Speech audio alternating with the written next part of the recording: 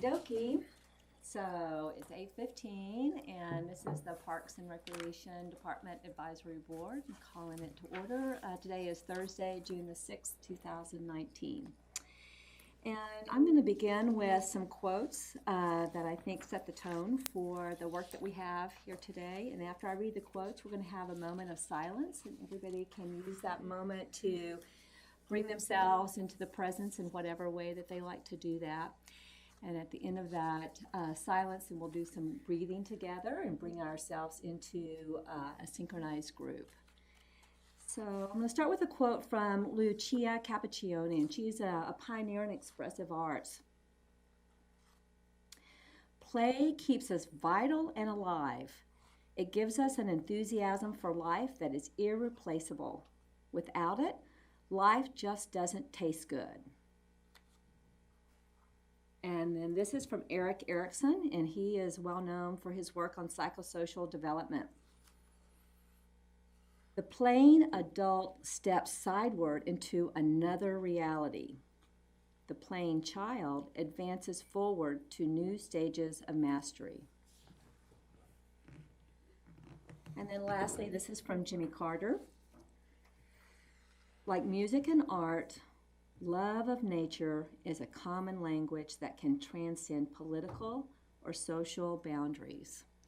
So I invite you just to take those words in and see what thoughts or feelings come up for you. And let's take a moment of silence.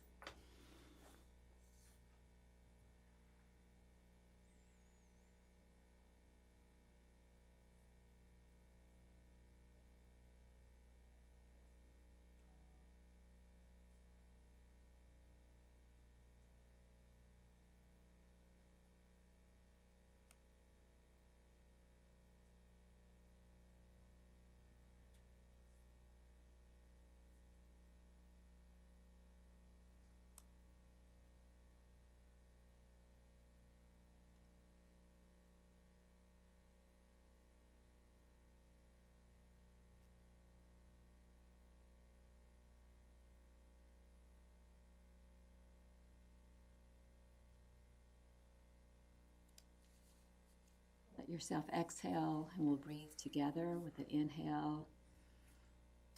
Bringing ourselves present, opening minds, opening hearts. And one more deep breath. Bring ourselves into our commitment to serve the citizens of Kerrville. And ready? You can open your eyes, and we'll stand up and say the pledge.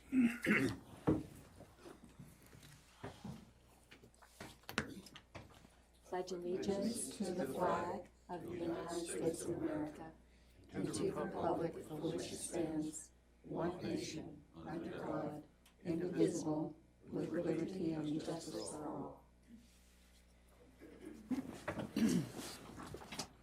Okay. So is there anybody here that's wanting to speak to the board this morning? Okay. Ladies and gentlemen, Go to the podium, please. I'm Jeff Smith. I'm the president of the Alumni Association over at the police department. And we're the volunteer group. You'll see these light blue shirts around every now and then. I'm wearing mine because I have to go to work this afternoon. Anyway, one of the things that we are supposed to be doing is patrolling the river trail. And it's now a few miles longer than it was when we first heard about this job. And we have a gasoline-powered, customized golf car that we bought to do this. And it has been kept, courtesy of the Parks Department, at a equipment yard, I guess, across the street on the other side, the west side of 173. It's more or less in the open. We have a sort of a sack over it, but it's been getting beat up. Animals crawl all over it. We've had to replace the windshield, and of course it needs cleaning all the time. Further, it has to be driven across a open field to get to the park Trail is. We bought a shed and had it installed over at the park near the Rose Garden, and we've been having some delay in getting it hooked up to electricity. We need electricity because we're going to have 2 vehicles in that thing. One is a police department emergency vehicle, and the other is our gasoline-powered golf cart. Plus, we will be storing things in there that we need to use from time to time. So we need to get that thing finished. We finally got a ramp on it so we can drive these cars in and out of there. We paid for those and all that stuff and gave it to the police department, i.e. the city. So the shed is city property now as far as we're concerned, but we're going to pay for what needs to be done to fix it up. We intend, if you go over there and look at it, you'll see on the inside it's just got bare studs on the wall. We need to put in insulation and whatever kind of covering over that that is appropriate. I'm not a home builder or anything, so I don't know exactly what they're going to do. But we have some people much more qualified than I am, and they will be guiding that. And we're going to get that thing fixed up. It's going to be very nice. It's going to be very handy for the police department and for us. We will have our car, which we paid some $7,000 for, cared for much better because it'll be sheltered, and we hope no critters get in there. But anyway, we have wanted to get it electrified, and Ashley says that the Parks Department is about ready to do that, which will help us. We had to go rent a generator in order to put the ramp on it. So that's not a practical way to do what has to be done. When we get the police vehicle in there, which is electric, it has to be hooked up to a charger all the time. That's another reason we need electrical power. We're going to put some security lights on that building. We haven't decided yet whether they're going to be the kind that flash on due to motion, or maybe it was something with LED lights that's cheap to keep running for hours. Anyway, that's our situation. We do a lot of things for the police department and the city, and this River Trail operation is just one of them. And we do other things if people need it done. Our object is to serve, and we're chartered as a 501c3 charity.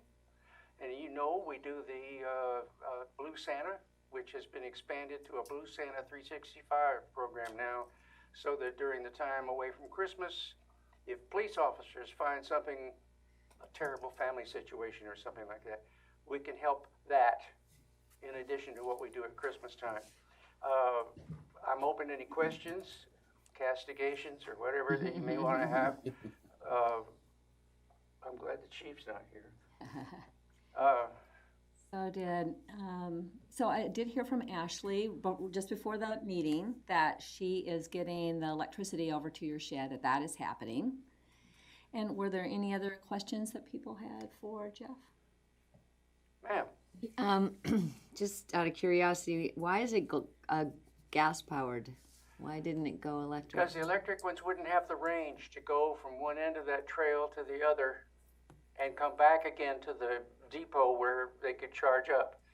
The police vehicle that's going to be in there is bigger, it looks more masculine than our thing, but it doesn't have much range.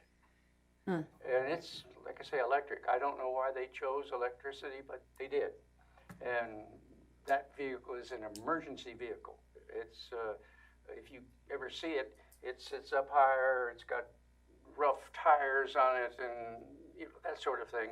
And it's meant for driving across open terrain to rescue someone or transport a police officer to an obscure location or something like that. But that's why we didn't get an electric one. I understand how it's nicer and they don't make exhaust and so on. But they don't have the range, ma'am. Huh. Yes, ma'am. When you say we paid for it, Our group. right, so you raise funds to pay Yes, for this? we do. In various ways. We apply for grants. During the Christmas season, we ask for contributions directly to Blue Santa, but we to raise money. And like I say, we spent $7,000 on that golf cart. We spent $8,300 on the building. I don't know how much more we've got in it right now. That's just tremendous. You are really to be commended. Ma'am, I've sure been told I should be committed. There's an N in there, mended, commended. So thank you. Thank you for your time this morning, and thank you for your service and You're your welcome. group. Thank your Thank group for your service. Thank you. Okay, so we'll move to approval of the minutes. So let's look first at the March 7th minutes. And I just had one little question on that. And it's very small, but on 3A, Bedford and Jim Gardner, it said back in the back that they had reached their maximum term. And so should that date be 2015 instead of 2017 on their term?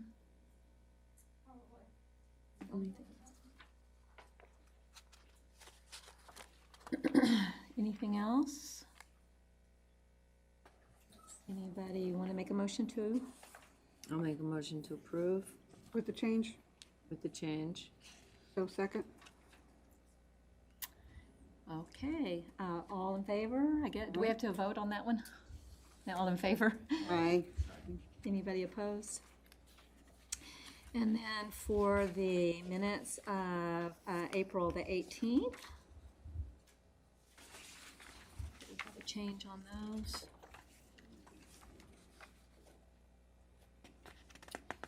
So can we get a motion to approve those? Motion to approve. Second? Second. Everybody agree?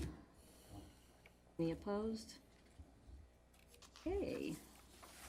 Okay, so now we're going to the River Trail Master Plan amendment.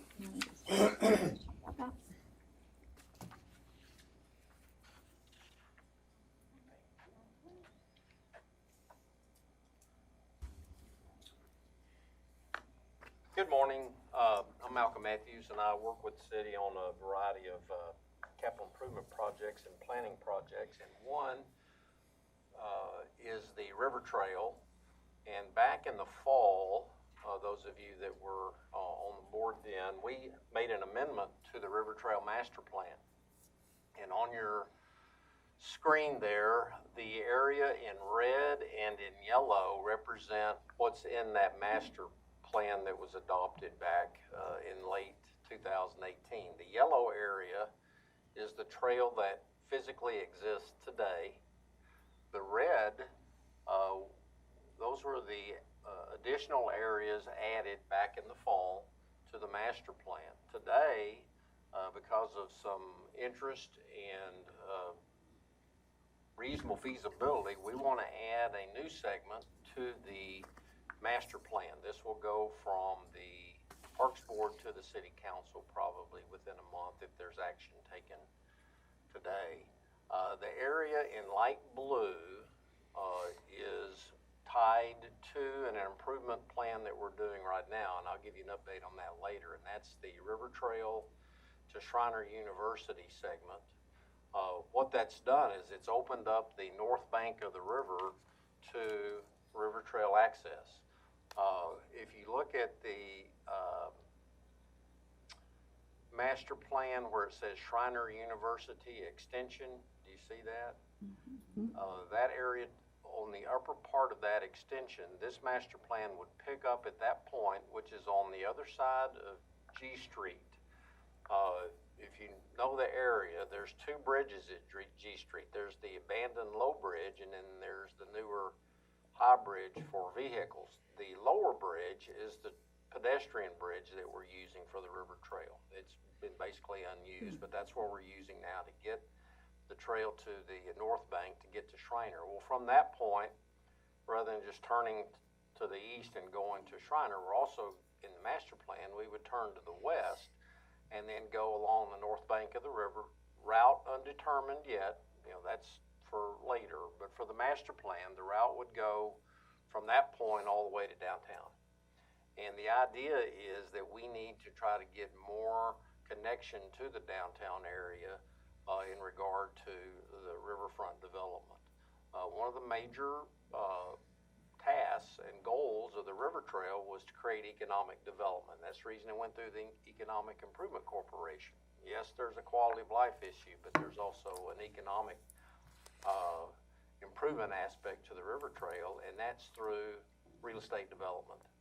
And one of the things that we know the River Trail will do is it will improve that future real estate development in the downtown or near downtown area.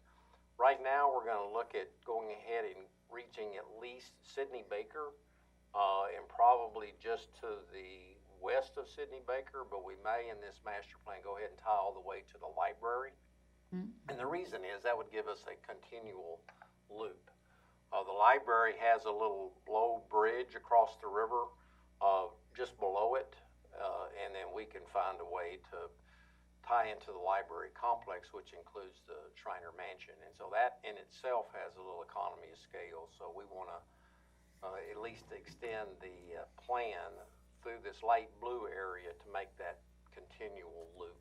And that's pretty much the nuts and bolts of it. As with all the future aspects, the area in red and then the light blue, those are unfunded. We would need, the only one that is funded is the Shriner extension.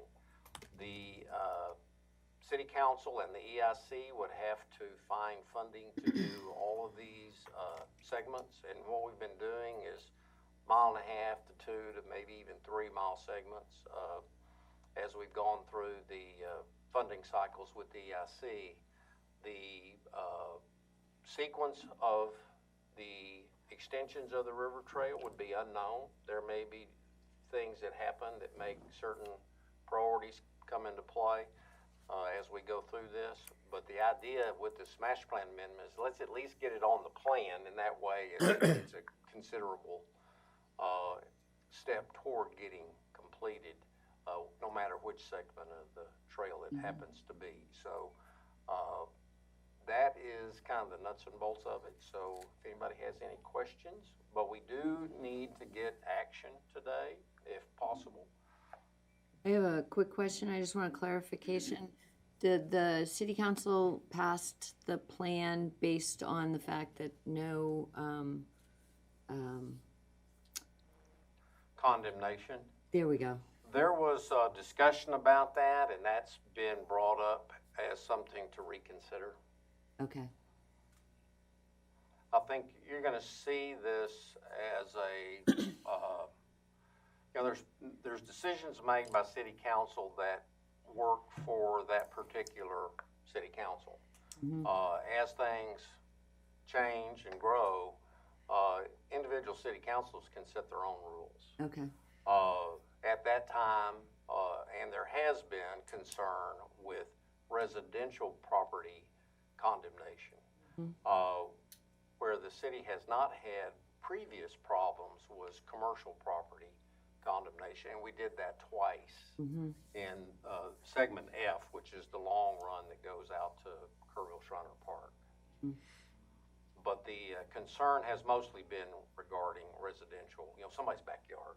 Right. And that's realistic, and we'll have to Yeah. work with that. But we've tried to work, we've probably secured, since day one, somewhere in the neighborhood of, 30 some odd easements. And only 2 of them have been Intentional.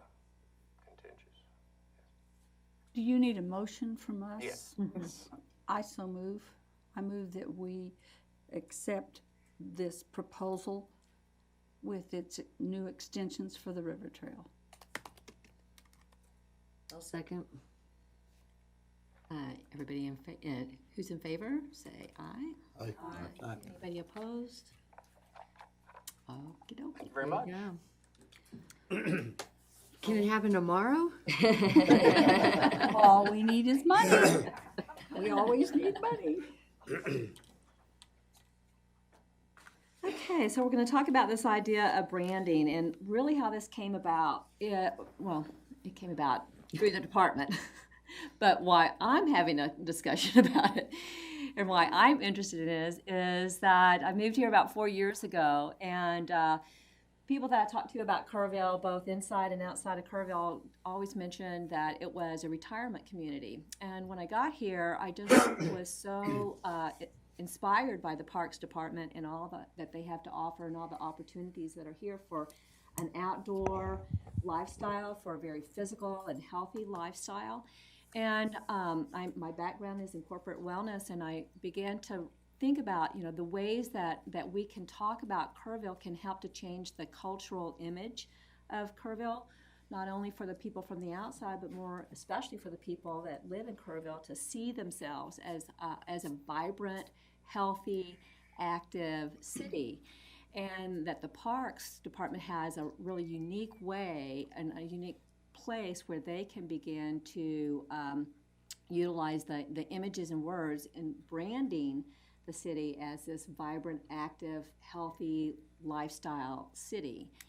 And so last year when they were working on the brochure, they kind of came up with this idea of having a tagline, and that's when I began to also think about what kinds of words would be helpful to begin to change the cultural image of Kerrville.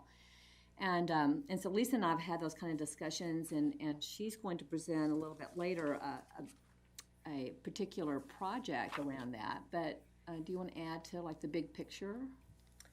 I just want to mention that I've been on and off the Parks Board for 16 of the 24 years that I've lived in town. And I've worked with Ashley from when she started with the department in programs. And I just want to, I'm just blown away by what you have done with the programming and the parks and what is available to our citizens for free, in terms of keeping their wellness and their health, and for all ages, from the little bitty all the way up. And a lot of the public hearings and things you go to, and we need more things for families. And I always look at that comment thinking, have you looked at the Parks and Rec brochure? And it seems like they just rattle this off without really delving into what the community offers. And I just think that there's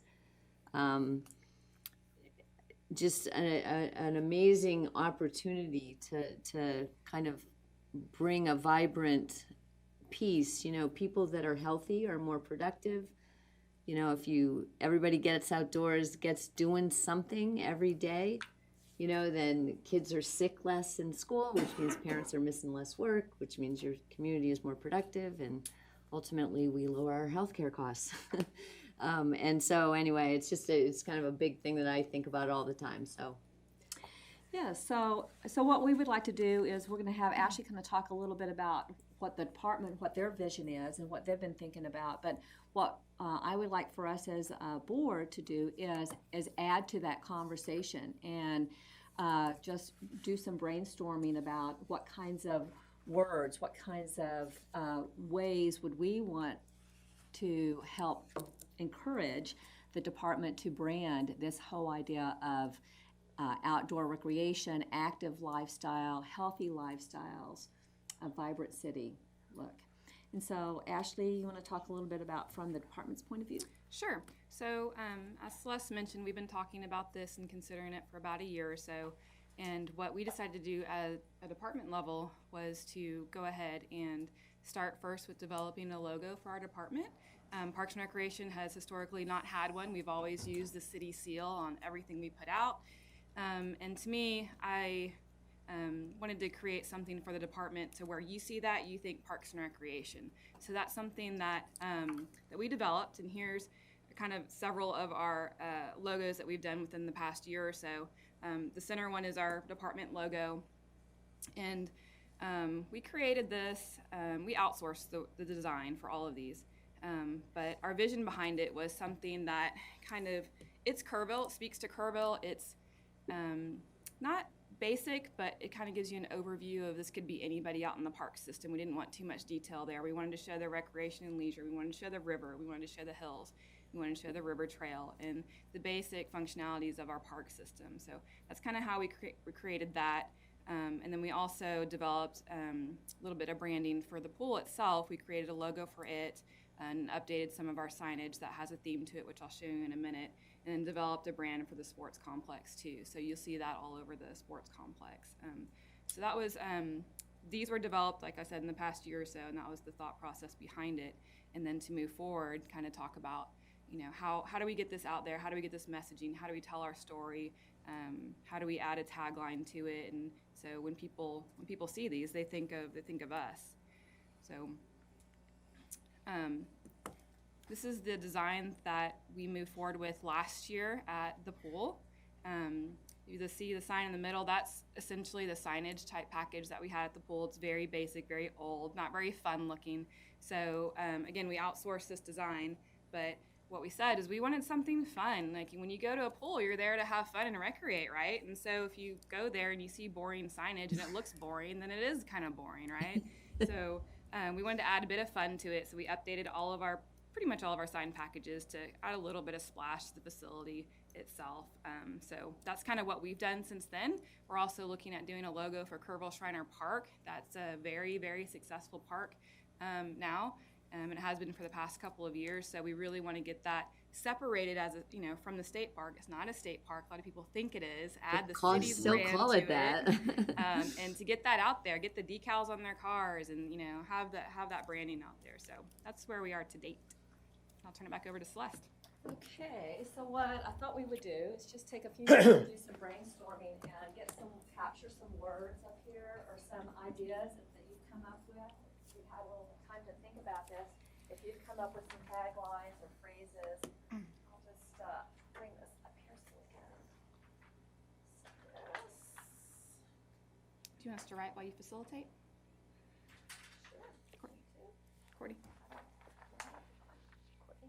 So you sent some with your email already. This is some that I had kind of thought about that I would love to hear what others have come up And you with. commented, Ashley, that you would like the word, that the word play is important. I think it's very important in our field, yes. Yeah. Saw a woman with a T-shirt on an HEB that said, "Get outside," plain and simple. Oh, I Get like outside. What did Plain it and say? simple. It said, "Get outside," plain and simple. Get outside. No, and then it said, "Plain and simple." Oh. I said, I like that. Get outside, plain and simple. There's some bumper stickers that I've seen that they were giving them out at the Riverside Nature Center, I think it was, where I got one that said, "Life is better outside." Yeah, I like that one. I think that's a state park one too. Oh. But but the idea is, Yeah. your life is great. You're vibrant. So are we involved, is the Parks Department involved in any kind of things that are inside? Like basketball that's inside and? We do. We're starting a youth basketball program this year, and we're adding an adult league next year.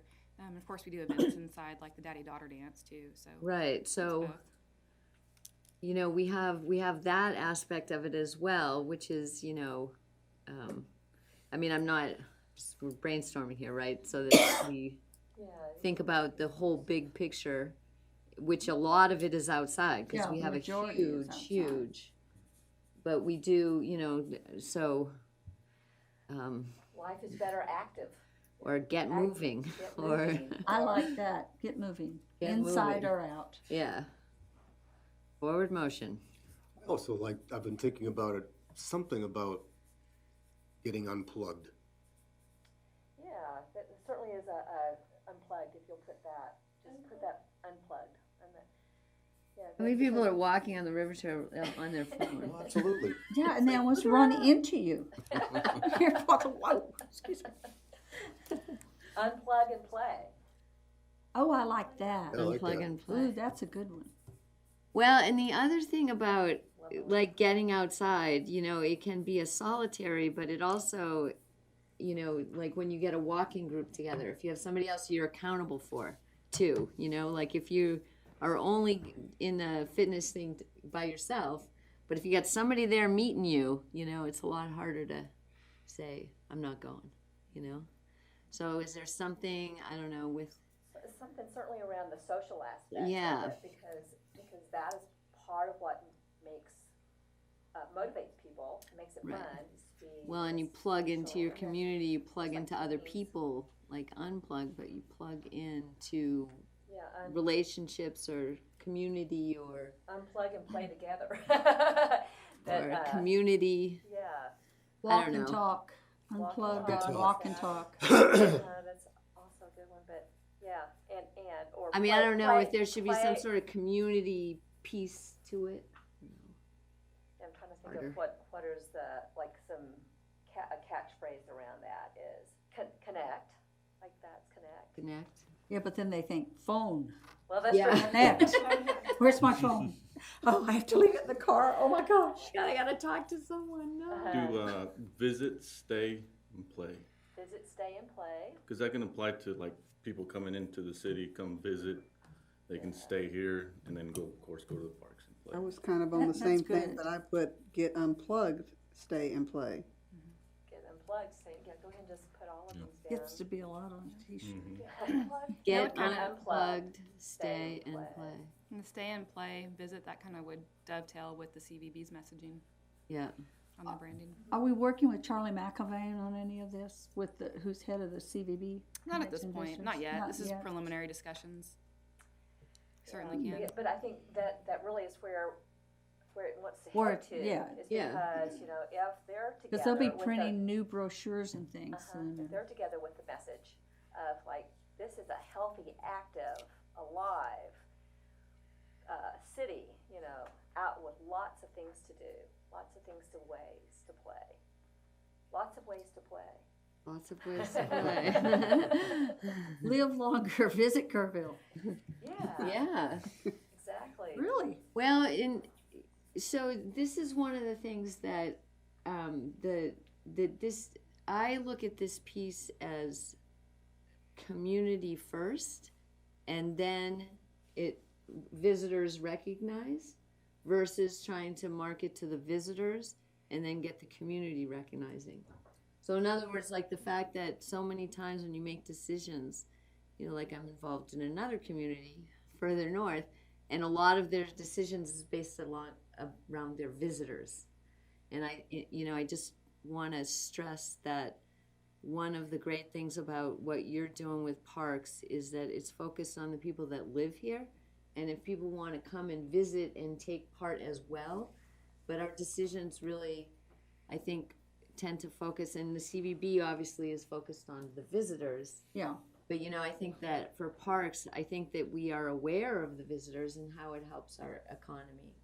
But that our citizenry itself that live here that are able to take advantage. Use it on a daily basis. Yeah. Yeah. So The visitors will find out. they'll find out through, what's happening already because they Correct. get connected in. But, I just hope that our focus stays on the people that actually live here getting the benefit, versus making decisions for, oh, well, if we do it this way, then all those visitors will come, versus we'll do it this way so that all the people that live here can enjoy it.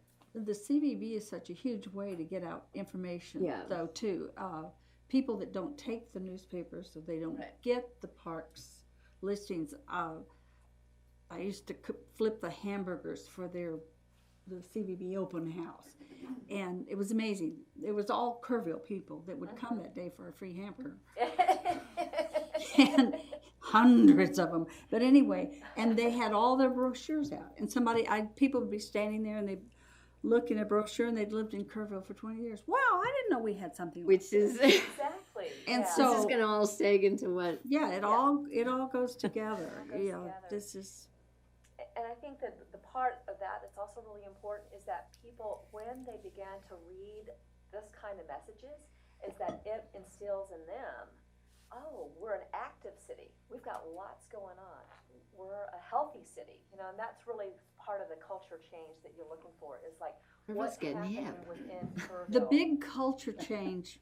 Really got the biggest boost of all and made the big change was when we started the river trail. yep. Because the first few times I walked on the river trail, you'd meet one or two people, and now I don't care what time you go, it's got all kinds of people, all ages, and great. And then having the dog park so people can let the dogs run around loose and stuff. I think so too. I think it really did. It did. It changed this town. Like that, enliven the city is to have that place of community. And so even if you're not talking to people, you see some of the same people on the trail and you start to acknowledge them. So there's real community part that starts with that as well. Yeah, you really recognize the dogs that you see every day. And I recognize the bikes. Yeah, you recognize the bikes. There are definitely regular people who go down there. Yeah. Working at the nature center, you see the same people Yeah. every day. Yeah. And it's great because then other visitors come to the center and see all these people and they go, where are they all going? Yes. Right over there, take that trail. Yeah. And an hour later they come back and say, what a fantastic facility that you Yeah, have. it's great. Changed our whole city. If I could take a moment and read our mission statement, I think that might be Yes. helpful too. I didn't think to put it in the slide, but the City of Kerrville seeks to provide a variety of quality and diverse leisure opportunities in the setting of our public facilities located throughout the city. We offer programs and services in order to improve the quality of life that makes Kerrville a special place to live, work, and play. Can you zip that out to us? Absolutely, yeah. And it's actually in the activity guide if you have one. But we can certainly email that to you. Great. Okay. Anything else that you want to add? No, this is fun. And let's see, Jeff, what did you say a while ago? I didn't get it on the board. Well, when you were talking about Uh-huh. taglines, I don't know where I got this idea, but yes, I do. Kerrville, the Park City. Kerrville, the Park City. Oh, yeah. Wichita, Kansas tries to take credit for that. Exactly. I got the idea, Ms. Abel. I got the idea because years and years ago, my wife and I used to live in the Dallas area. And the posh part of town was called the Park Cities. And Oh, yeah. the posh part was partly true, but it occurred to me there are lots of cities that have some sub-area that's called Park something. And why not keep it simple, just the Park City? And we've got nice parks all over the place. Now Louise Hayes and the contiguous areas are getting to be very popular with the River Trail, for example. Oh, sorry, it's gone. Yeah. But the map showed a future loop around the lake, Yes, west great. of town. Do you have any thought about what that's going to do for the west end of town? Be fabulous. A lot. And yeah, up there you can see where the lake is in green. Anyway, the loop around that thing, that's a magnificent idea. Yeah. And that dead area will come to life. And we'll have more dope smokers and stuff. Okay, well, thank y'all for playing with this. And so hopefully this will also be helpful for you guys as y'all are sitting around trying to brainstorm about where to go with this. But what I would encourage is that every message, like after you get it, every message is around that idea of changing. So where do we go with this now? It goes back to the park. Okay. So we're just in the advisory.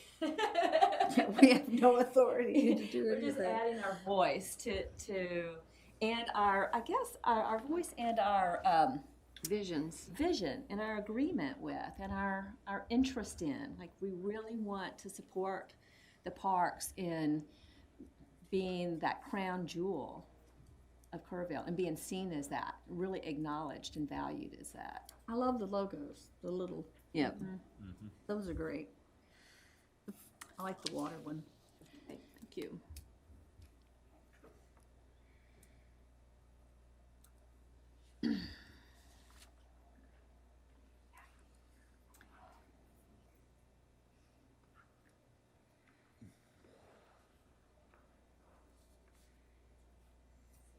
Are you, is this Malcolm, doing the projects Ready? update? Sorry. Wanted to give you an update on our capital projects. Let me begin with the tennis center, we began construction about the time the rain started. And the problem with any park project, especially where you have quite a bit of site work, is you start digging holes and it rains, you got now a bunch of swimming pools. And so they've struggled with a lot of mud and trying to do some things on site that they can. Most of the demolition has been completed. We're at about 15, probably a little bit less than 20% with our contract completion at this point. But the contractor is very diligent. We really like them. They do good work. They're doing everything they can to work their schedule to do things that they can with it not being quite as wet in some areas, but they're somewhat limited on that. So I haven't been over there today, but I'm pretty sure the swimming pool we had yesterday is pretty full. So they've had to actually pump some of the demolition. The reason there's a lot of excavation is we have some sewer line work we're doing, and also we're extending one of the banks of courts out, and in doing that we have to dig down about 4 feet. So with that demolition and excavation, we've got some ongoing challenges. Right now we're still looking at we need to make sure we're completed by spring. Tennis activity kicks up in the springtime, both with league play and with school activity. And so the contractor is very aware of that. So we're still shooting for the end of the calendar year to get completed. But as I mentioned, like with any other outdoor construction project, you're weather driven. So we just need to be working on things that we can work on and do schedule adjusting if we need to. You know, there may be some things that we have to slide around in regard to their sequence of work. So we'll stay on that schedule as tightly as we can. Yes, ma'am. Malcolm, have we done any more consideration about what we're going to do when we have tournaments and lots of cars, where we're going to park them, since we know that the school system's going to be selling that property? There's where we 2 park. items on the city's list to work with any future development of that real estate. One is sewer. The sewer line that comes out of the school has had several things tagged onto it since the school was built, one of them being the tennis center and the others being the apartments. And that's led to an undersized and somewhat antiquated sewer line. So the city will ask for there to be some attention given to new sewer associated with that project. Right now, the anticipation is that the Peterson Middle School will probably, you know, we're just spitballing this thing, but you know, they're going to probably put this on the market at some point once they get fairly deep into their construction of the new middle school. And then once they begin that process, then it'll be a lot easier for the city, primarily Development Service, to work with them on construction development. It's going to take master planning and quite a bit of time associated with just getting all the ducks in a row. So what we're anticipating is maybe a 4 to 5 year time frame. During that time frame, we would keep working with the school district with the overflow as it is on the school. But the second piece of what we work with the developer on is trying to ensure we can have some kind of parking relief on that property, just like we do today. If it is a commercial development or has some mixed use with commercial in it, there's probably going to be some availability of parking there. They may encourage that. They may want to have people park there if they do have a strip center or some other activity where people can spend money. But the other choice we have is, if you look at that photo on the kind of the upper left-hand side, there's some open area.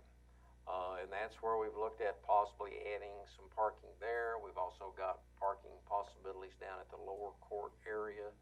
But worst case, the city would need to look at adding some parking on the tennis center site. The problem with that is It's like with any facility where you design parking. If you're designing just for peak events, you spend a lot of money that doesn't have much value down the road. I mean, you may have 10 events a year that need a lot of parking. Well, you've overbuilt your parking. So Once, it's kind of if a we balancing can act. get that covered It's- court, we'll have, Yeah, that's right. That's right. we'll have all That's right. the That- and tournaments I- from San And I don't know Antonio. if we can shoehorn enough parking on the tennis property Yeah. if that happens. So that makes Well, that you can agreement also- with school district that much more important. You can also think about some shuttle service Shuttle service. during, you know, There's a you've got variety the, right down the Sure. street, you have, Sure. and you have the ability to ride your bike there, maybe. Yes? You know, we've got a few Ride your years- bike to a tennis We tournament. have a few years to plan for From the this. hotels. I mean, why shouldn't you have the ability to go by another way That's right. than your car to get from Right. all those hotels that are there to the I mean, it's not that Right. far away. It's a couple Right. of blocks. Right.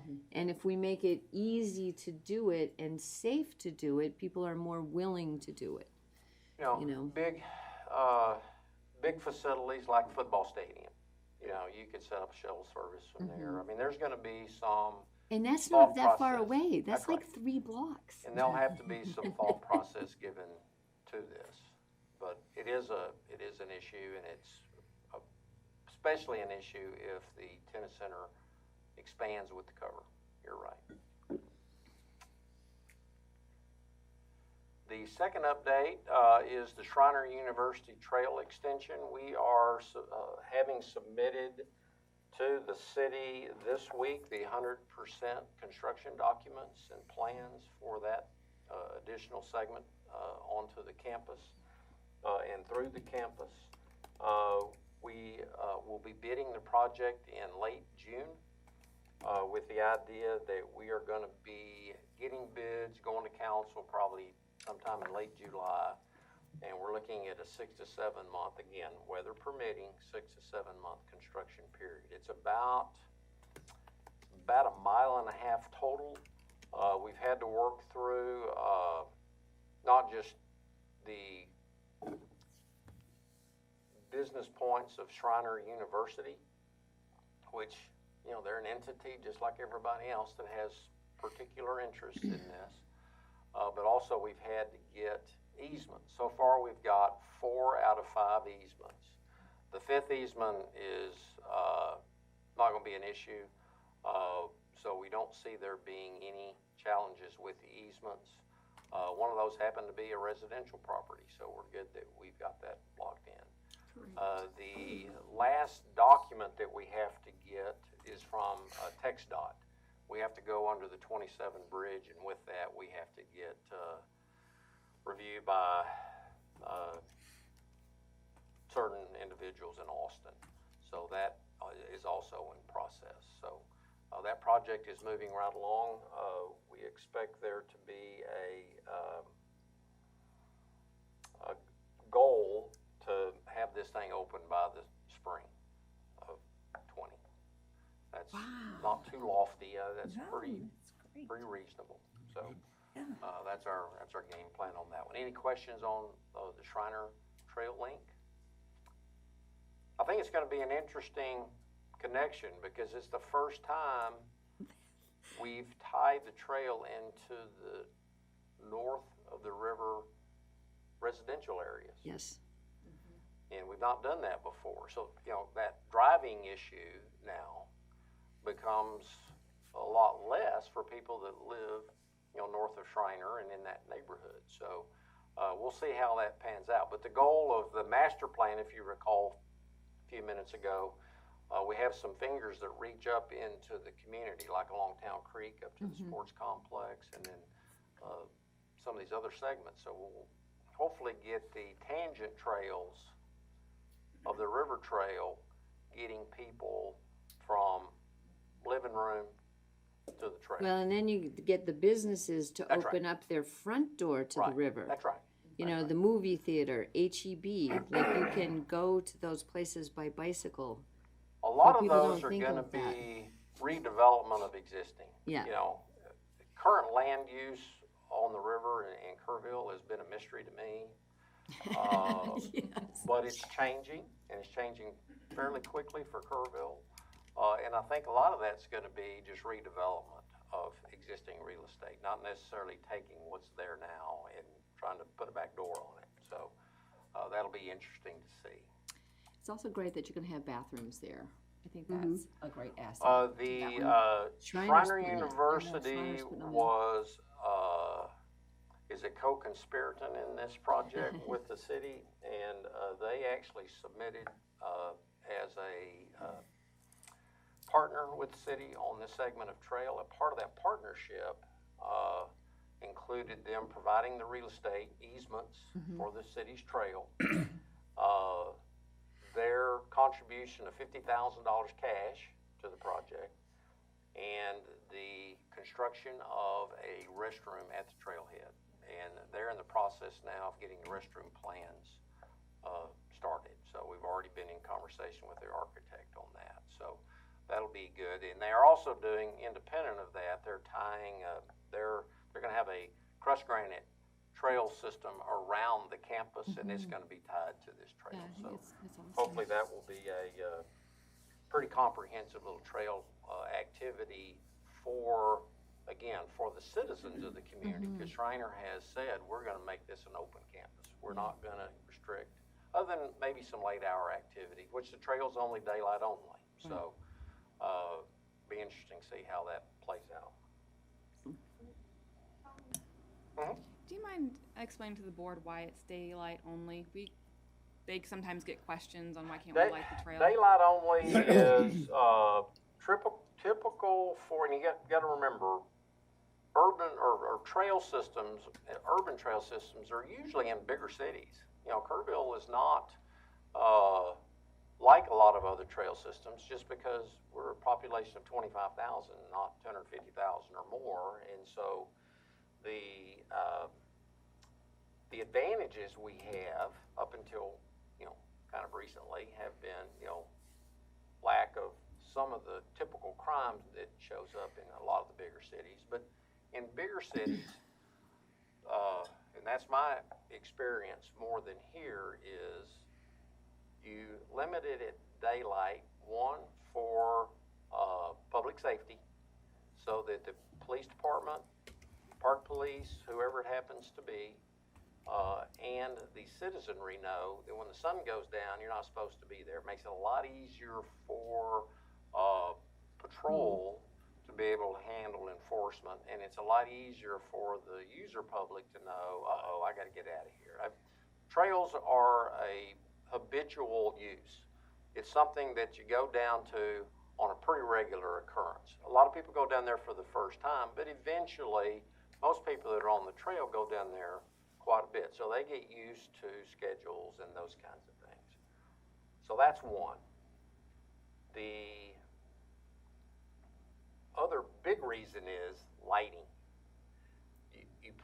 Cities get themselves all the time in all kinds of liability situations that they should never have been in. If you don't light to a certain foot candle a trail, and you allow people down there, then you've got liability. Well, when you start thinking about street lights up and down the river trail, number one, you kind of defeat the purpose of the natural environment, with light pollution and people down there all hours of the night. But number two, electrifying down in the floodplain is not, number one, easy to do. Number two, it's extremely expensive. And number three, you get a little high water, you got a lot of poles down. So your day-to-day maintenance is kind of out of the ballpark anyway. But just the idea of trying to construct it. And I don't know of any long urban riverfront type trails that are lit at night. There are cities that have segments of trail that are lit. I mean, San Antonio Riverwalk's got portions that are lit. We have Louise at Hayes night. Park is open till 11, You've got right? And I mean, you've there's got lighting there. areas where, and you've got a gray area too for patrol, and you probably add too, that you got a gray area for patrol where, well, gosh, there's light here, the park's open, how come I can't? Well, there is, and a lot of people don't know. Well, the defining line for Louise Hayes Park is right here. Right. So you have to use some level of judgment on that. But the reasons, and there's not one, but the reasons why the trail is daylight only are basically what I laid out. And if people want to walk in the evening, you're walking around downtown. You can walk all, and they're trying to develop that area to make the wider sidewalks and do all that kind of thing. You know, the other thing If you have to walk at night. crime at night is tenfold what it is in daytime. When you look at open areas and isolated areas like this. And so you just want to be careful not to put people in a situation, light or not, where they're in harm's way. So those are the reasons. Okay. Oh, back. Last one is the city submitted and received a small grant from UGRA for $10,000 to install the city's first rain catchment system. And the UGRA has been a big proponent of rain catchment, and they've developed an eduscape site improvement at their headquarters. If you haven't seen it, it's pretty educational, and they've got 2 fairly large tanks. What the city is doing, and we've talked about this before, but is catching water off of the Louise Hayes Park Group Pavilion. It's fairly clear of any trees, and trees and leaves and debris off of trees are a death knell for rain catchment. So you want a fairly clean roof line, and that one we can catch a lot of water off of it. It's 10,000 square feet. So we originally bid the project after receiving the grant, expecting there to be about a 35,000 or so gallon tank. When we agreed with that, that meant it was going to fill up fairly quickly. The idea, and we've always got to keep this in mind, it's not to catch the water, it's to use the water. Mm-hmm. So what we're trying to do now is, once we're through with this construction, is then develop an irrigation landscape plan that kind of develops the landscape around that pavilion, buffers the apartments a little bit better from the parking lot, and then does some landscaping around the restroom that's back there. So there is a end to the means here. The going back to the construction, though, our construction is for the tank, the guttering system, the pumping system, to get water to a point outside this tank, a pipe that's got pressure. That's where that contract ends. It's up to the city then to do irrigation and things from that point. The contractor bid the project. The city awarded the contract. We started work. Somewhat of a design build. I don't know if y'all know much about what design build is, but it's almost like, hey, you go to somebody who knows what they're doing, you build it per your normal methods, and if it's something we like, we'll pay you. And that's kind of that, you know. Well, it's somewhat the way you build. A lot of people build houses. It's like, hey, we don't know anything about home construction. You build it, and we like this plan. If it turns out that way and the lights work, hey, we'll pay you. So that's kind of the way this project is. The contractor informed us after a couple of weeks in, he could not get the tank from the supplier that was specified. So he said, but they'll give me for the same price a 51,000 gallon tank. So we went from 34, 35 to 51 at no additional cost. So we upsized a bit, which is a bit of it's a surprise when you drive by there and see it. It's big. You know, it's big. It is pretty big. But the guttering system is going on. We'll be doing some piping to the tank. Tank's totally completed, and we'll get irrigation and landscape plan done fairly quickly. We expect this project, as far as the construction contract, to be done by the end of the month. Now, the aesthetic pieces of this, the landscaping, maybe putting a stone wall or something around this tank, you know, doing something a little bit different. We're ways off from getting that done. But what we don't want to lose sight of is we're not just catching water. You know, that's the We're thing gonna that use it, everybody yeah. seems to be wanting to say, well, yeah, you got some water now. Well, what are we doing with it? You know, you need to have a use for it. So that's where the landscaping piece, and that's not funded at this point, but it will be. So that's kind of the status. I know I've rehashed this project each time, but we've got new faces, so. Malcolm, is the pump system going to be solar? It is not. We've got I don't know if in that photo, just to the right of that photo, I mean, 2 feet right of that photo, there's a power pole with a drop on it. And so we've got electrical power right there. And this pumping system is negligible. It doesn't have much. We did look at the pavilion a few years ago as a solar panel building just because of the size of it. Anyway, there you go. Thank you. Okay, I'll cover the aquatics feasibility project. I know we have, turn my mic on, several new faces on the board. And some of y'all have heard this several times already, but for the new board members, I thought it'd be a little bit beneficial to cover little bit of the history. So this is a project that we're wrapping up. We're doing a feasibility study for the Olympic pool to evaluate existing conditions. How bad is the pool? Can we make improvements to it? What does the community want? What does the community need? What do our stakeholders need? And so we hired a consultant to help us with this process. And we came up with a couple of, actually 5 original development concepts. And the 3 that are on here because these are the ones that were identified in the public input meetings. And we held the first one, and this is, you can see the green dots on each picture, and those are the dots that people went around the room and put their dot on there saying that this is the one that we like. The first and second diagrams or concepts were essentially just doing the building code and the maintenance issues and Band-Aids, and then options 3 through 5 were some of the more significant improvements. So here's the results for the public input meetings. We held the town hall meeting. Concept 4 was the most popular for that one. Concept 5 was the second, and then concept 3 was the third most popular. And the survey was pretty much the same, except concept 5 and 4 were flipped. Essentially, what we're hearing back from this feedback is that the community is wanting major improvements in the facility. They don't just want a Band-Aid or fixing small issues. So the next step, what we're doing now is actually we just wrapped up, we just received our report, is we did a forensic analysis of the pool tank and the surrounding deck area to see what's the bones of the pool look like. Is it stable? Is it going to stay there? Is it cracking? Is it going to move? And what we found through this ground penetrating radar system is that the pool is actually in very good shape. It needs to be replastered. The pump room needs to be updated, which we already knew, but the actual shell and bones of the pool is in pretty good shape. We know we have plaster issues, and I'll show you, this is an aerial of the drained pool, and this is something that in my 11 years of being here, I'd never seen our pool drain, so it was kind of fun for us.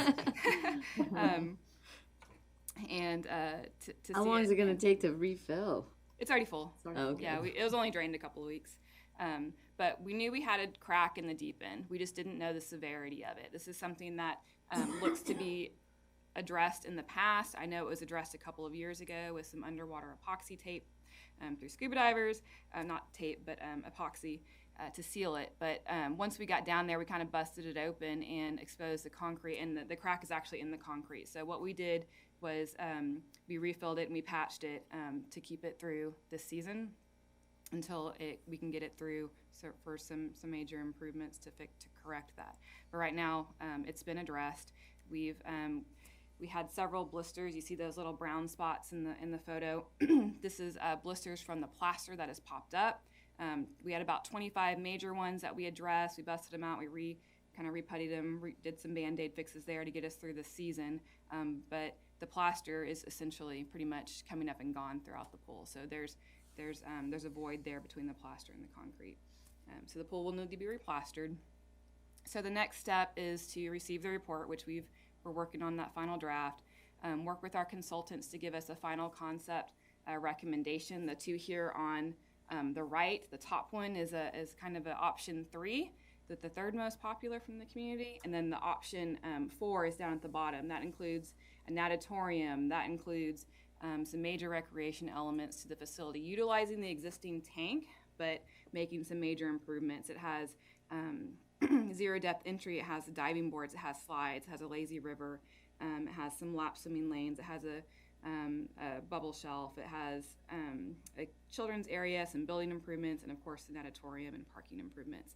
And then the top one is kind of a scaled back, something which is probably more in the lines of what we can actually afford, because if you're looking at the bottom picture, you're looking at about a $24 million project right there, and that's just not something that at this time the city, I don't believe, would be able to afford. So we're looking at options, telling our consultant, give us options that we can do, that we can address our code issues. We know we're not ADA compliant in some issues, in some areas. We know we need improvements to the pump room and to fix things. We know the pool needs to be replastered. And then what can we do to phase in some of the recreational elements and maybe phase in an auditorium later. We'll do a final public input meeting, a final online survey, and then we already plan to replaster the pool after we close for the season this year to address that. Any questions?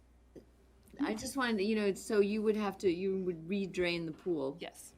So just to throw it out there, we used to belong to a pool when I was growing up, and every year they drained it, and they allowed everybody to swim while it was draining. So, it got down to the point where it was just like a little beach, and people are splashing around, and it was actually really fun. So yeah, and we. But that would be after the doggy day, which you probably don't want to have people in there. Yeah, the skateboarders did find the pool drain, and they were in there skating around and riding bikes. Yeah. Yeah, so took some steps to mitigate that. I'll turn it back over to you for 4B. Okay. Lisa, you're up. Okay, I'll just make this really quick. This is something that I've been talking about for a long time. People that know me have heard me say it before, but obviously, if you don't know, if you're new, my husband and I own the bicycle shop here in town, here and in Fredericksburg. We've been here for 24 years, selling bikes and promoting fitness. And, the get moving thing is really a part of my life. I joke around that I'm going to run for president, and my campaign slogan is going to be Make America Fit Again, because I think it's really important. And so I listened, this was maybe a year ago, or to a group of TED Talks on how to build healthier communities. And it was a series of 6 TED Talks. And one of them that was very inspiring to me was Oklahoma City, that was listed as one of the top 10 fattest cities in the country. And the mayor read that and was appalled. And then he looked down at himself and was appalled, and decided that he challenged the citizenry of Oklahoma City to lose 1 million pounds. And they did that. And in the process, they funded things like, he went to the public and said, we're going to do a 1-cent tax, and we're going to build this bike path. We're going to do a 1-cent tax again, and we're going to build this connector. And so they put infrastructure in place to allow people to move throughout their city, getting out of their cars. And walking clubs formed and all different things. And so Celeste and I have talked about this, and the idea of like a weight loss thing sometimes works, sometimes doesn't. But we kind of came up with an idea of hours of activity to challenge the citizenry of Kerrville to do hours of activity. And this is something I've talked to the CEO of the hospital and to the to the school board, people on the school board, people throughout the community. So this would be like a kind of a community thing. I want to throw it out here to the Parks Board because it seems a good opportunity to talk to you guys about it, because obviously we have a lot of parks. And this could all be, something where, it's not really reinventing the wheel. You create some sort of citywide program, people can log on, and you just challenge the citizenry to every month do at least 1 hour more, which either means you up your hours or you get a buddy involved. And to see, and in doing that, what you were saying about the CVB and picking up brochures, people start looking online and they're like, where did they open water swim? Where are they going mountain biking? Where are they doing this? Where are they doing that? And these hours of activity of whatever it may be at a playground, so you identify where it happened and what you did, and people start keying into that and seeing how many parks we have, how many things available to go do something, to get moving, be it basketball inside. Well, where are they doing that? Oh my gosh, they got a league, So in other words, the people that are living here get turned on to all the opportunities that we have. But in the biggest picture is that you start building a healthy community. And a healthy community means that, as I said before, less kids getting sick, which means less work days missed, which means, everybody becomes more productive. And as a community, when you do this, you start building community, which I think that Kerrville does really well, but, we can always do better. So anyway, you start getting people using your parks, you start getting people doing all that. So, I don't know whether there's action on this. I've talked to a lot of people. My husband and I are running 2 very busy bike shops and have no help. And so it's hard to, my volunteer hours are strapped, basically. But, I'd love to see us try to get behind something like this or try to, move the needle. I mean, there's a lot of community leaders that would probably, but obviously this board right here is key, to the support of a parks board and a city that, moves the needle. When you say you'd like for us to get behind it, exactly tell me what you have in mind that we would do. I don't know. I mean, I'm just throwing it out there. Yeah, I'm just saying, Oklahoma City lost 1 million pounds. Surely Kerrville could come up with some way to start logging people's hours of activity and start getting people using parks and being, so I haven't taken the first steps. I don't have the tools to develop a program. I'm just I just see this as an opportunity, and, plus especially what we're talking about in terms of branding our city, of, talking about our city being a place for recreation and for doing things, and it's not just this kind of retirement community. It's a vibrant community where if you come here with your families, there's stuff for your families to do. Because there's a lot of activities at the parks. I know. Yeah, lots of it. Right, Yeah, but a lot of lots people don't kids know. And families and right, and they get a lot of use, and the Shakespeare in the Park. What a great thing in the paper today on that. Promise most people don't take the newspaper, but that all helps. And Ashley's come up with so many ways of getting people to the parks and getting around, and I think we just kind of do everything we can to keep that kicked in high gear. It'll help. And I don't know. I think it's the state parks right now that have a passport system. Mm-hmm. That when you go, I know we have it at the Nature Center, we have a stamp that you put in these books. Possibly the city does something like this, that people get these passport books, and whenever they go to a different park, they can get a stamp in there, so they can show that they've been to all these different places, and make it a challenge to fill your book. Just an idea. could be a start. Yeah. How would you do that? Because I've got my grandkids come and spend 2 weeks with me every summer. It's fabulous without their parents. And we will hit every park and playground in the city, including the one at Notre Dame. And how would you'd have to have somebody there stamping them, or some machine? No, you have to go. You got to take a picture. You got to have a selfie that you were there, and go to the park's headquarters, and then you. There is a Yeah. AgriLife extension from the A&M out at the Youth Event Center. Angela, I believe is her name. They do some kind of, I don't know if it's a contest or keep up with walking and running and being active. You might talk to her, because I know that they have some kind of system, and you log on the internet to do everything. Is it their walk across Texas? Is that the one that Something like they that. just completed? Yeah, just They just completed completed that, it. yeah. So that could be something similar, if you could get the mechanics that work with that we could incorporate into Kerrville. Walk across Kerrville or set your goal in Kerrville or something.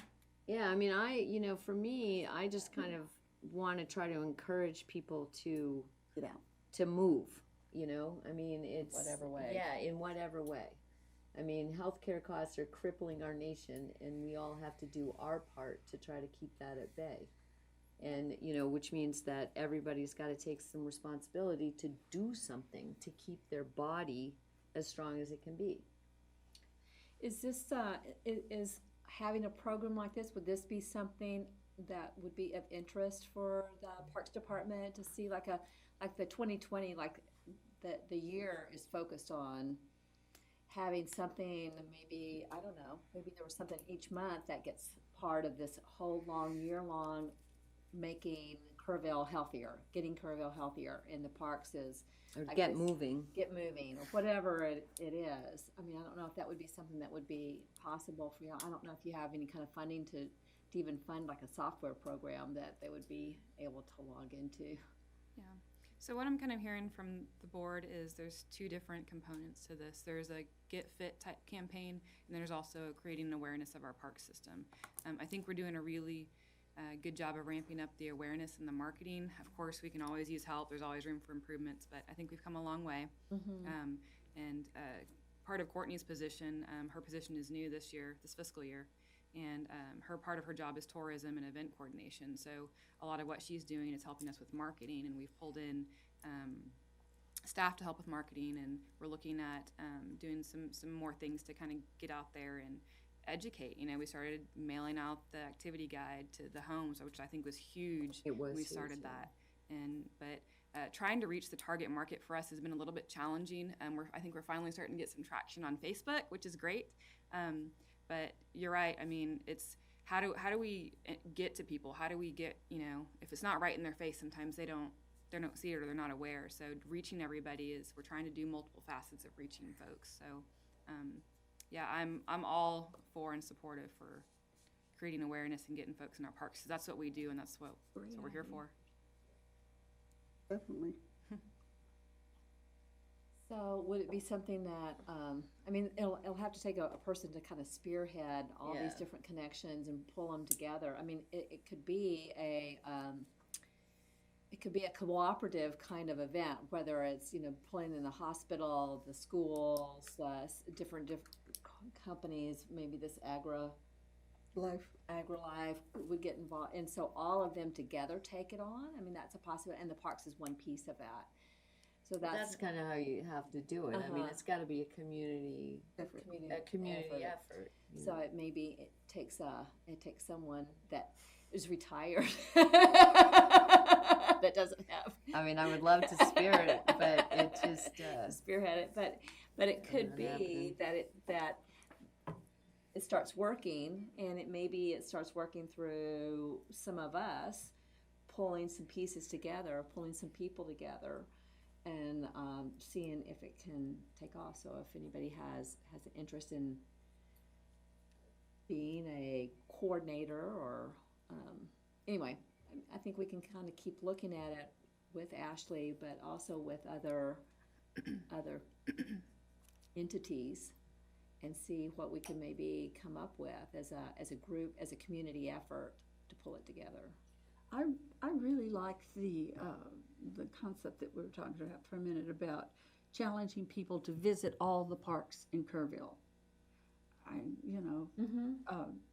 Yeah, because and the idea of solved it when somebody said, take a picture, take a selfie of yourself in the park. at the sign. At the sign. I have been here, and I don't know, have a T-shirt. I've been to all the parks in Texas. I survived all the parks in Kerrville, or something. But something like that I played in all the parks. Oh, that's great. The other thing about Kerrville, and I do like that idea. The other thing about Kerrville is that you've got stuff for all ages. Right? And so you have all the parks that have all the playgrounds. Well, some of those parks with playgrounds doesn't appeal to someone like myself. It's a smaller park, but to me, like the river, you know, open water swimming, kayaking, you know, at Nimitz Lake, which isn't a park, but is part of the kind of the system. Guadalupe Park is right there, the dam and everything. You know, so, I mean, it could be a start for, you know, it could be a program in with the program, but, you know, as I say, you got like so much more than, I mean, we've got the programming with the softball and the basketball and the, you know, just from young kid all the way up, you know, anyway. But you're right, the passport thing could be the start of it. It'd be fun. It'd reach one generation. Yes. We're not going to find something that appeals as much to our retired group as our younger group, but we're getting more and more young families in town too. Well, and you have, I mean, as you have more retired people, their families come to visit. You know, it's like, I mean, you're more apt to go visit your parents if they live somewhere fun, where there's things to do. You know, if you're going to bring your kids to go visit grandma and grandpa. The splash pad. Yeah, like if all you're doing is sitting visiting relatives, because that's what I used to do when I visited my grandparents, but there was no chance to go play. Mm-hmm. You know, so the promotion goes all along. I don't know. I just have been thinking about this for a long time. It felt like a good opportunity to bring it up to the Parks Board. You know, whether it ever gets off the ground or not, I don't know. But the idea of challenging your citizenry to be active is just really, I think, you know, you can't change the world. You just change your corner kind of thing. Sure. But a good start. I think Ms. Vice Chair, you'll be presiding the meeting. Oh, Ms. Point Four. Yep, I'm gonna have to go too. Where, let's see, where, 4C. public art. We should have it. I threw this in there simply because I've been to several other places and gone to their parks and gone to their city streets and everything and see such beauty, not only statues, but artwork. We've got so many blank walls in our community that are ugly that could be facelifted into some beautiful art from our local artists, our local kids that are in our community that are great artists, and be showcased as a come and see, come visit Kerrville, our parks, the bridge for one thing. We've got 4 pillar things there that have nothing on the walls. That we could easily put something there. They frequently have graffiti. Well, besides that, yes. Yeah, so that's something, you know. But how I we think stop that. if we took initiative to put something up there that was beautiful and attractive, that more people in the public would discourage the graffiti from being there, would take notice and try to take care of what we have instead of allowing someone to do that stuff. We have them putting graffiti now on our pretty signs on the river trail, And that comes back to policing, to being able to could you get guys out just there. spend the night down there? That would help us a lot. But that was my spiel Well, you on know, the the public art more part. the more the right element is around, the more the bad element goes away. That's right. True. And so the more you have people in, you know, on the park, you know, being there, whatever, you know, and yes, you're never going to get rid of all the bad element, but you can certainly discourage it. And I hate when the bad element dictates all the good things that you could do, you know? Yeah, but I think we do have to consider it because it doesn't happen when all the good element is around. It happens at 2 a.m. Right. when the park is closed and there's nobody there, except the people that climb over the fence and run down there with their spray cans. Yeah. It's a problem to be considered. I mean, if you had a big colorful mural on those things underneath, I mean, how, you know, like the graffiti that would ruin that would have to be such a huge effort. Yes. You know what I mean? Where it would really they'd have to get down there with ladders and everything else. In other words, you know, it's harder to see the graffiti It's easy to see the graffiti on a blank canvas. I love the concept of more public art. I'd love to see it all over the place. But I do think we might decide where we're going to start first with it. Right now, we just don't have the people to be down at the park to be sure that nobody's going to tear up something beautiful down there. Well, I don't think you can actually say that, because if you provided some kind of piece like that, you would have the people, not just the police officers or anybody like that. You'd have normal citizens down there. But the park is Watching. closed at night. The people that are Until doing this 11. are illegally down there. True, but like she said, you're not gonna discourage these people from doing what they're gonna do. They're gonna do it whether you want or not, or if you have somebody watching it 24 hours a day. But the more that you have that's visible to the public and they love it, the more in the community are gonna be watching out for it. Yeah, the fish has survived. We've had 0 Mhm. vandalism or graffiti. Oh, So that far. you just scared me to Yeah. death. But, you know, I agree with you. We go under that bridge. That park is so cool, and you go under that bridge. You know, you go by that bridge, and you see these like empty slates, basically, that have, you know, there's great potential there for, you know, I don't think the cost factor would be much of anything if you got a group in town, whether it be the Kerrville, the arts department downtown to or the buy school. the schools, the college, the university. I think we have plenty of artists in our area that They would be just happy do it. to They'd do just it. do it. Yeah. Happy to do You're it. right. You're Or absolutely they would right. spearhead it, or they would get, you know, and if there had to be fundraising for the paint, you know, or whatever. I mean, Are I there think- any objections from the city about? No, and let me kind of tell you a little bit about what we're doing now and what we kind of plan to do to kind of update y'all. So first and foremost, in the Kerrville 2050 comprehensive plan, public art was identified as a kind of a need and a want and desire from the community.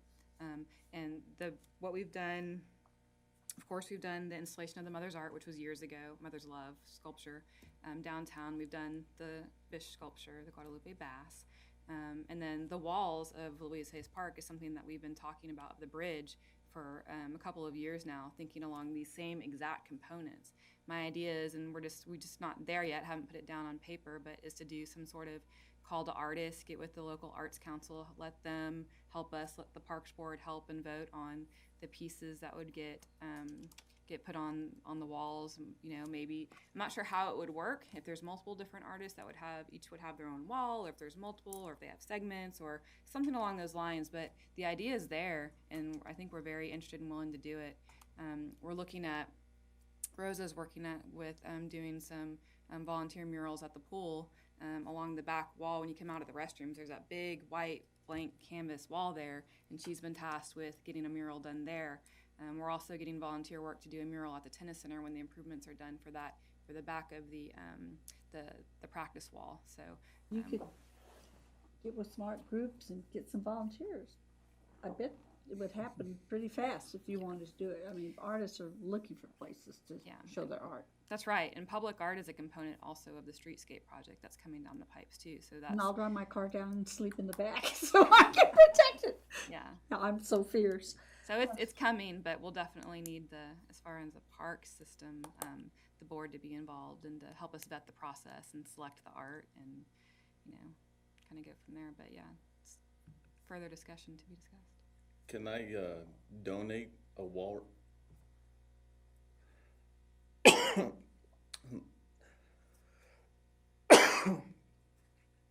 Swallowed wrong.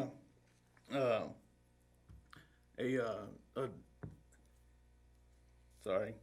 Need some water? Been sitting here a while. A wall wrap, I'm sorry. But when y'all were talking about those pillars, on a 4th of July, maybe 3 years ago, I did a complete mural on the wall. And it's a printed graphic, and we do it in panels, but we can put a graffiti laminate on top, so you literally can wipe it off with anything. And it, you know, it's made specifically for that. But it'll probably last maybe 6 months to a year on the wall, on the concrete. And so what I was thinking, I can start the first one and just donate it to the parks or whoever. I just wasn't sure if it was allowed, and that's why I never brought it up. So, and that's something that my company would do. We would do the whole everything, and we, of course, we would bring it to the board and make sure it gets approved as far as the artwork goes. But maybe you can find a local artist who can do something, you know, small, and then we can blow it up to 30 by whatever. Yeah, no, I think that we'd be very interested in that. Okay. And, Ooh, yeah. it just, yeah, this It would give be us a a great first start to step. be able to see what we can Exactly. do. Yeah. Yeah. And it won't last as long as paint, but, you know, because it's concrete. So, but there is materials out there that are pretty aggressive, adhesive, and, you know, it wouldn't damage anything. It would just, we'd have to prep it and all kinds of stuff. So, but I'd be willing to donate it. Thank you. Yeah, we'd be very appreciative of that. Great. Something else too, you've seen like some of the other cities where they do something very unique to where they're from. Like some places do like the locks on the bridge or, you know, whatever it is. I think it'd be really cool to incorporate some sort of public art to where, you know, there's something unique to Kerrville, and Kerrville is the place where they have, you know, all the different types of flowers under the bridge or whatever it may be, but something that's attractive and identifying. unique and identifying to us where somebody can put their own little piece on it. So, You know, like a whole mural of all the wildflowers. Can we have an update on this on the agenda for the next meeting and see what's happening and what you need us to do to help? for sure. Yeah, I definitely think this Other is than something that's going to Slippery take Yeah. take a while to All of these things. vet out. You know, it's just, It's great ideas. That is so great. I'm going to have to go. We have a director's report. We do. Yeah, and I can send this to you via email if y'all need to get going. I know it's Yeah. running pretty Yeah. late, so Can we do that? yeah, we can do that if you want to call the meeting. Yeah? Is that, Yes. everybody's good? So Ashley will email the director's report. Are there any highlights that you wanted to particularly say, or will you just mention them in the email? I'll just mention them in the email. We're just talking Okay. about Just activities in the park system and all the things that we have coming up. But I'll send this presentation. like to Get you. Outdoors Day this Saturday. Yeah, Get Outdoors Day this Saturday. It's a big event. I'm encouraged to do exactly what we were talking about earlier. Get unplugged, get outdoors, have fun. Yeah. So, anyway. Okay, so I guess we have to have a motion to adjourn the meeting? Yeah, No, we can we could adjourn. just all leave? Okay. No, well, you're the grand poobah now. You can say All right. we're Grant, adjourned. The announcements well- on the back, or that's something that's gonna come as well? What? You wanna move on Oh, to- did you have an announcement? No, I don't have it. It's on the back, over there. It's on all our minutes. It's on the back. Oh, Where you over give there. an I thought you were showing opportunity something for different. people to have any kind Yeah. of community announcements. Does anybody have any announcements? Outdoors in the park. Outdoors? Be out there. Do Get we need, Outdoors Day. get outdoors day? Is there help needed? At what time? I think, right, is there anyone that's particularly interested in helping? I think right now, staff-wise, we have all of our bases covered, but we can always use an extra set of hands. So if you are particularly interested in assisting for a few hours, I can, you know, What time do? whatever time would be best for you guys. It's from 9 to 1. Oh yeah, it's Yeah, not the but event. what it's almost time like- would you need help in the morning, Prob- like set up?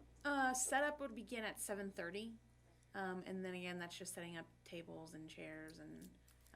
But I don't think we really need help with setup. It's more of maybe help running games during the actual event. So if you wanted to be there for a few hours, starting at 9, I could use the help.